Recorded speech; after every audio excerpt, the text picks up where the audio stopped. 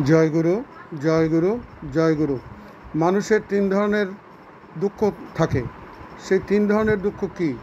মানুষ জন্ম নেওয়ার পর থেকেই সকলেই দুঃখের নিবৃত্তি সাধন এবং সুখের অন্বেষণ করছে। মানুষের তিন রকমের দুঃখ রয়েছে: আধ্যাত্মিক দুঃখ, আদি ভৌতিক দুঃখ, আদি দৈবিক দুঃখ। আধ্যাত্মিক দুঃখ কি?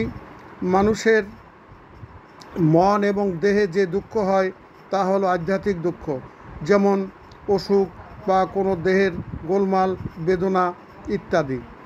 আদি ভৌতিক দুঃখ কি?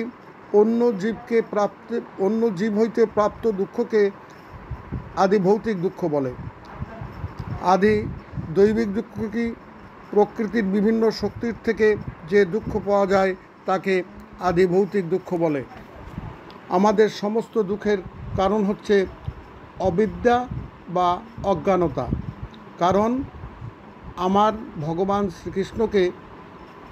ভগবান শ্রীকৃষ্ণকে ভুলে সুখের পিছনে ছুটে চলছি। আমরা হচ্ছি ভগবানের নিত্য সেবক বা নিত্য দাস। প্রতিদিন আমাদের ভগবান শ্রীকৃষ্ণের সেবায় রত থাকিতে হইবে। যদি ভগবান শ্রীকৃষ্ণের সেবায় রত থাকি তবে আমাদের কোনো দুঃখ আমাদের কাছে আসিতে পারিবে না।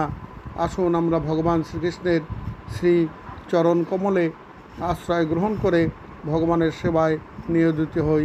জয় রাধে, জয় রাধে।